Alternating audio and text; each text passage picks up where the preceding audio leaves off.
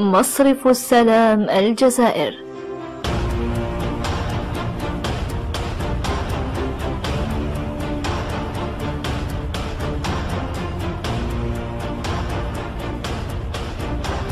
عشر سنوات من التميز والعطاء. كانت مشاركة مصرف السلام الجزائر مميزة في الملتقى الدولي الذي نظمته مجموعة أوكسفورد بيزنس جروب العالمية المتخصصة في مجال الأبحاث والاستشارات الاقتصادية والتجارية في أكثر من 35 دولة حول العالم.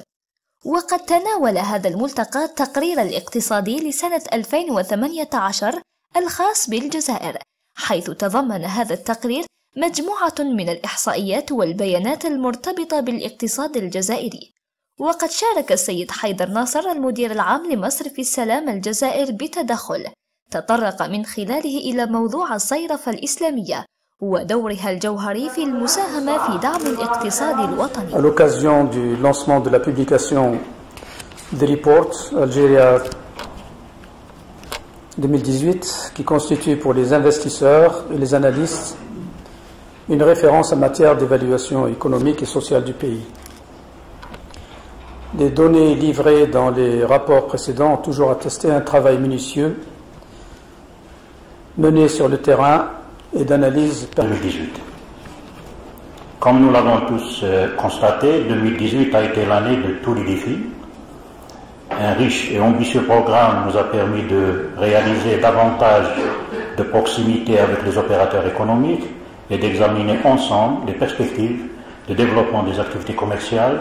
tant sur le plan national qu'à international. Monsieur Hider, le directeur général de la Salam Bank, justement pour parler du développement de ces sources de financement, au-delà notamment des différents moyens, je pense aux impôts capital investissement, évidemment la finance islamique, comment un peu en Algérie faire favoriser d'autres formes de financement qui permettent justement de libérer cette envie de créer des entreprises, d'innover également et d'enclencher cette transformation économique.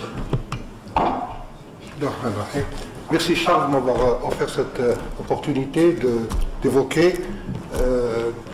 la contribution, certes modeste mais néanmoins significative, que pourrait apporter donc la finance participative, terme retenu par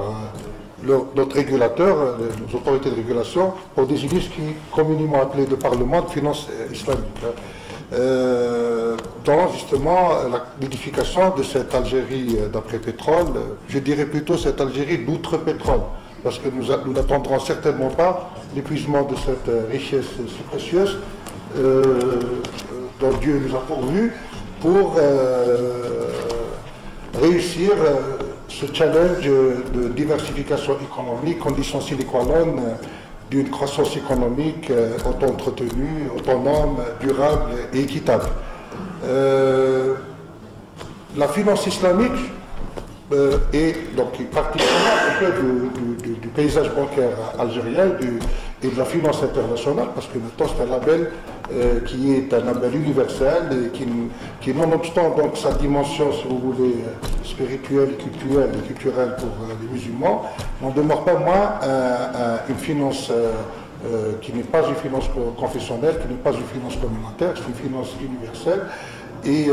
qui répond donc à des besoins économiques et qui apporte, si vous voulez, comme vous l'avez dit, une nouvelle façon d'aborder ces problématiques de financement, de collecte de l'épargne, de mobilisation de l'épargne. Et ce sont d'ailleurs des problématiques qui sont intimement liées justement à la construction de cette Algérie d'outre-pétrole,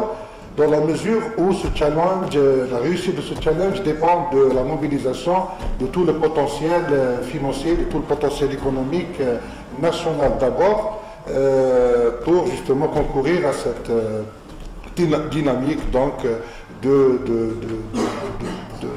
développement économique indépendant des exportations des hydrocarbures. Je dirais que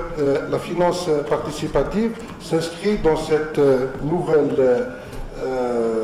approche économique mise en exergue par les dernières recherches d'immuno-économistes, qui n'est pas ce n'est pas sans raison que le prix Nobel d'économie a été attribué à Richard Thaler, celui de l'année en 2017, pour ses travaux de recherche en matière d'économie comportementale. D'ailleurs, prix Nobel qui a aussi été accordé à son prédécesseur, Daniel Kahneman, dans le même domaine. Nous entendons aussi beaucoup parler de cette économie mauve. Avant, on parlait d'économie verte. Maintenant, économie mauve, c'est-à-dire quelle est l'influence, l'impact des facteurs psychologiques, culturels dans le comportement des agents économiques. Et justement, la finance islamique vient justement apporter quelques éléments de réponse de cette problématique, si vous voulez, de cet effort je dirais, de réconciliation et de conciliation de nombreux citoyens d'Algérie profonde avec le système bancaire.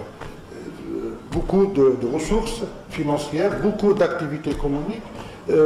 s'exercent en dehors du système bancaire et nous peinons à les rallier justement au système bancaire, à la sphère formelle. Et je pense que parmi les facteurs, je ne dirais pas que ce sont tous les facteurs, il y a justement ce facteur culturel, ce blocage, je dirais, d'ordre spirituel, religieux, conviction personnelle, qui bloque de nombreux Algériens à travailler avec le secteur bancaire, à placer leurs économies au sein des banques et à aussi financer le développement de leurs projets, l'expansion de leurs projets par des financements bancaires. Je citerai peut-être une étude qui a été initiée par un groupe de travail créé par l'UNESCO et une association française qui s'appelle Diversion, qui porte justement sur le concept d'économie mauve, dans lequel justement il est dit qu'un modèle de croissance sans culture aboutit à une standardisation du produit, à un appauvrissement des contenus et à un gaspillage des ressources liés à l'abandon du savoir-faire locaux. Donc, heureusement, justement, au mois de décembre dernier, les autorités de régulation, de réglementation bancaire ont adopté donc une réglementation qui permet d'insérer officiellement et juridiquement cette partie, cette composante du paysage bancaire algérien dans le cadre juridique et réglementaire qui réglemente la profession, et ce n'est que bénéfique pour justement donner une plus grande visibilité, pour permettre à d'autres acteurs, notamment les banques publiques, qui détiennent 87% du marché bancaire et qui détiennent aussi presque 80% aussi des agences bancaires sur 1600 agences bancaires, 1145 sont détenues par des banques publiques. Et sur ces banques publiques, justement, il y en a 3 qui ont ouvert des guichets islamiques et qui détiennent quelque chose comme 600 agences bancaires, ce qui permettrait justement de rapprocher ces outils, ces instruments, ces nouveaux instruments, donc de mobilisation de l'épargne, de collecte de l'épargne et de financement des activités économiques à l'Algérie profonde et à travers donc ce réseau plus dense que ceux dont disposent les 2 banques Sharia compatibles qui existent. Voilà, donc je dis que l'apport de cette finance d'abord se situe au niveau donc, de cette mobilisation de l'épargne qui reste rétive au système bancaire, et deuxièmement dans la diversification et l'élargissement des instruments et des outils donc, de financement de l'économie, et notamment aussi à travers la dynamisation des marchés financiers, à travers donc, cette technique de Soukouk que la loi de finances pour 2018, pour laquelle la Commission a ouvert la voie en autorisant le Trésor public à émettre des Soukouk souverains dans cette dynamique aussi, ou cet effort de mobilisation de l'épargne nationale pour financer donc le développement économique. Et je pense que sur ce terrain-là, nous apporterons, donc, comme j'ai dit, une modeste contribution, mais significative. Merci beaucoup, M. Heider.